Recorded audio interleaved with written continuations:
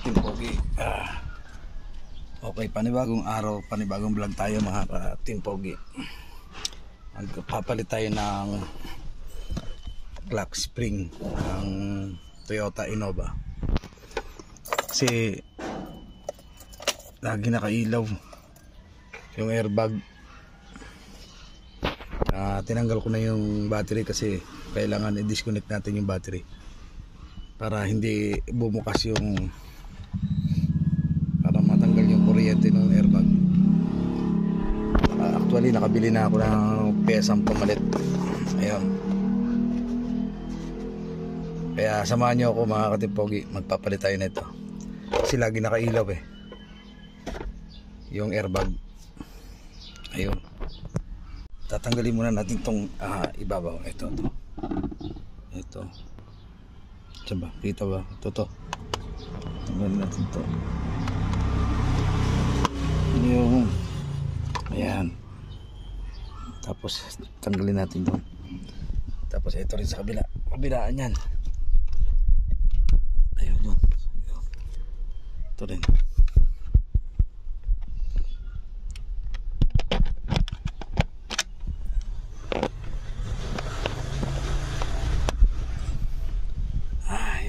Tatanggalin natin yan. Ayun. Ay natanggalan natin dito yung lock.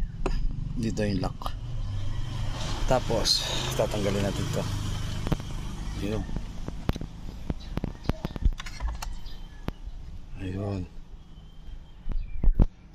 Tatanggalin muna natin to. Itong lock na to. Tsaka to sa busina.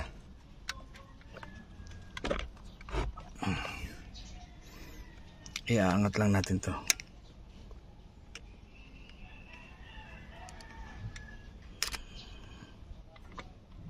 Yun. Pag inangat mo na to, mga Team Pogi, yan, pwede mo nang tanggalin. Ito naman, iangat mo rin.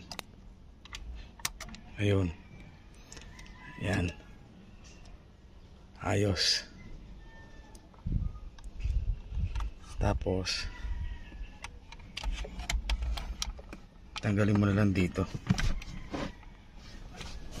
Ito. Ayun. Ito yung airbag niya. Kailangan doon, tabi natin doon sa likod para hindi mapakay. Baka bumukas mayroon pa kasi nga kuryente yan. Ayun, ang Team Pogi. Tapos ito, kailangan diretso mo muna yung gulong. Yan, diretso mo muna yung gulong. Yan, diretso mo muna yung manibela. Tapos para hindi gumalaw, kailangan magmamarka tayo. Actually may marka na siya Ito. Actually meron na siya. Ito ang dilaw, kulay pink. Kailangan magtapat yan, dalawa. Itong pink at saka to markahan natin to. Diretso natin yan. Kasi pag ano pa rito, pag tinapat mo rito, baliktad na kagad ang gulong.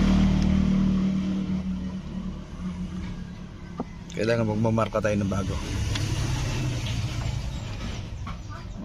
Itong black, ito kailangan pantayan. Tsaka to, ayun, yung kulay itim na to. Kaya magmamarka tayo ng bago. Ayan, kailangan pantayan. Ayan. Ayun ang marking natin. Bago tatanggalin natin itong manibela. Ayun. Tatanggalin ko muna mga ka-Team Pogi. Mamaya pakita ko sa inyo pag natanggal ko na. Yun, tanggal na. Ito. Ayun ang manibela. Tanggalan natin. Ito ang papalitan natin dyan yung clock spring na to. Kasi nagkakaroon ng damage yan. Kalimitan. Ayan ang sakit ng mga Toyota Fortuner, Innova, at saka Hiace. Ito na siya. Ito na siyang ipapalit natin. Mukhang parehas. Mukhang parehas siya.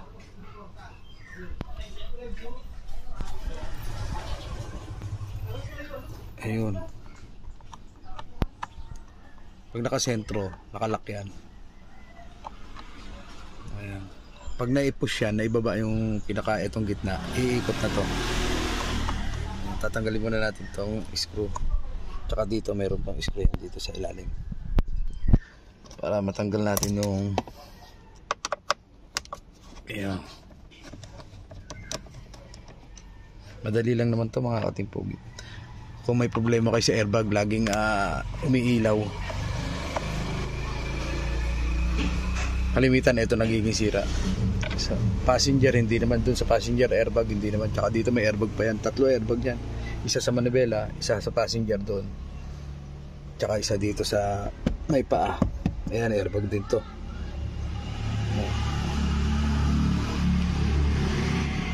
Ayan mga katimpogi.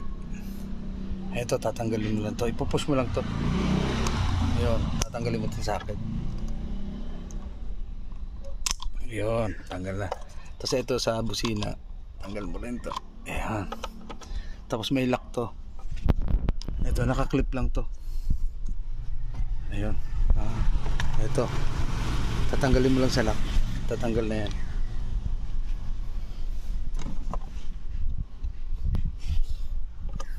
Ayun.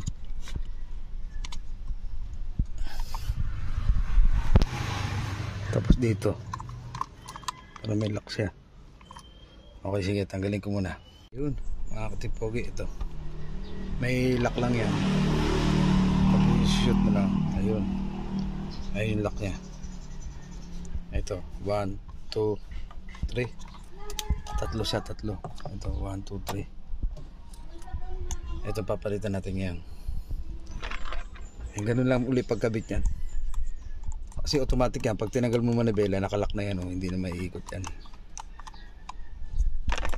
Ito yung bago natin. Actually, in-order ko na yung pyesa na ito. Ayan. Ganun lang din. Isasalpak mo lang din to. Ayan. Ayan, isasalpak mo lang. Ayun o, ilak yan. Tapos ipupush mo lang. Ipupush mo lang. Pag tumunog na, ayun. Yun. Yun. Actually, 3 lang yan. Isa dito sa ilalim. Tsaka isa rin dito. Bali 3 lang lock yan. Madali lang mga katimpogi magkabit ano. Kailangan alam mo rin pagbaklas na ito. Pero madali lang. Tapos yung mga socket, ito, ikakabit mo na ito sa busina. Ito sa busina. Ayun o. Tapos ito naman sa airbag. Ayan, ganun lang yun. Pag tumunog na, ibig sabihin nakalock na yan. Yun. Tapos ibabalik na uli natin.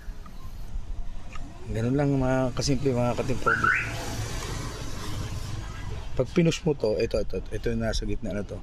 Pag pinush mo yan, iikot na to. Sasabay na to sa manibela. Kaya kalimitan, pag umilaw yung airbag nyo, lalo na yung 2017, mga 7 years na, ayun, nagkakaroon na ng problema yung airbag kasi gawa ng laging umiikot to nagagasta rin yung loob niya. Although pwede naman reparin to. Yung iba kasi na ito nagre-repair kasi original to pero actually pinalitan na natin ng bago. Ayun may salamin siya kasi yung salamin ito rin meron na. Ayan.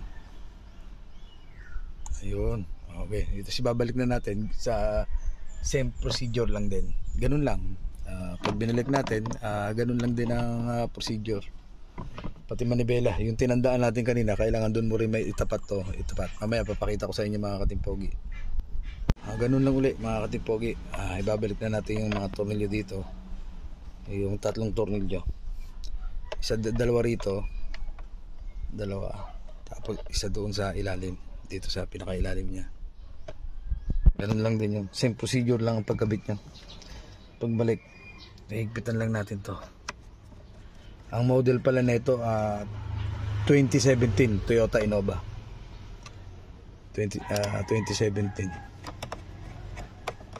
Talagang nagkakaroon na ng diferensya pagka ganoon. Ayun, tapos sa ilalim naman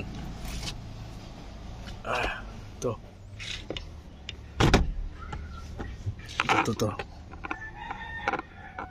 ayun.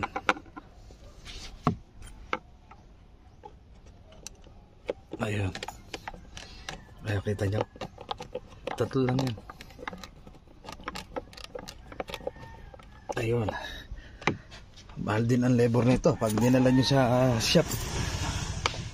Oo, ayun, dali-dali na magpalit. Tapos sasalpak na natin yung manibela. Ang pagsalpak niyan, yung guhit, ayun, pag ganito, yan, pag ganyan. Mamaya ulit mga katipogi, i-align ko lang to. Ayun, ayan, ayan o. Nakita nyo, andito, nakita nyo yung marker na to. Ayun, tinapat ko ulit doon. Yan, ganyan lang ulit. Oo. Teka lang. So, tapos yung lalagyan nyo ng nut. Ano na ba? May ano na ako. Meron na. Teka. Okay. Ay, mga katimpogi, na. Yung tamang higpit lang uli ang ito. Tinapat natin yon at saka dun sa nut. Tsaka dun sa tinandaan natin. Kailangan tapat-tapat yan. Yung tamang higpit niya, pag umabot na dyan, ay wag mo lang gaanong higpitan kasi hanggang dun lang talaga siya. Kasi pag masyadong mahigpit yung manibela, nagkakaroon naman ng diferensya rito sa clock spring niya. Kaya ganun, ito lang, tapat-tapat lang yung dating linawagan mo. Pero masyadong tama na higpit na ito eh. Kahit persahin mo pa yan, persado na, iikot pa yan, kaya lang masyadong matigas na. Ayun. Yun, babalik na natin to. Same procedure lang, iaangat natin to. Tapos babalik na natin. Ayun, sige, mamaya mga katimpogi, titingnan natin. Ayun, mga katimpogi, testingin na natin to ngayon. Titingnan natin.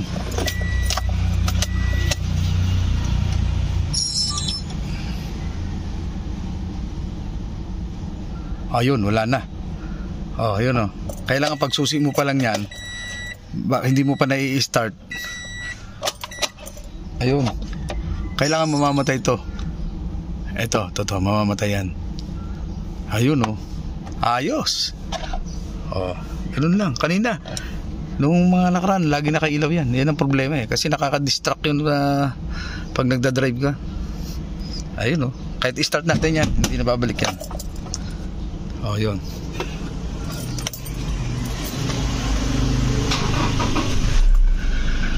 Ayun. Ayos na. Oh. Wala na. Roger. Oh. Wala na problema, wala na airbag. Hindi na nagpapakita. Oh, nasolve na natin ang problema. Talagang ito ang nasira talaga. Yung clock spring nito. Kalimitan kasi yan ang nagiging diferensya. Fortuner, Toyota Hiace at saka Innova, pare-parehas to. Pare-parehas yung clock spring nila. In-order ko lang to.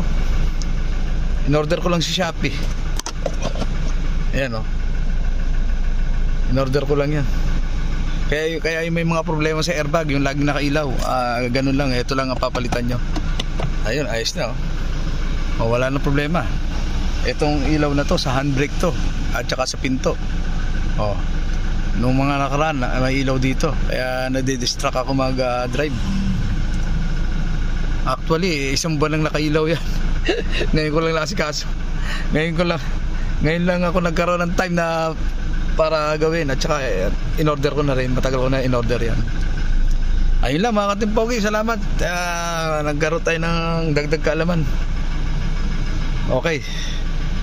Okay, goodbye mga katimpogi.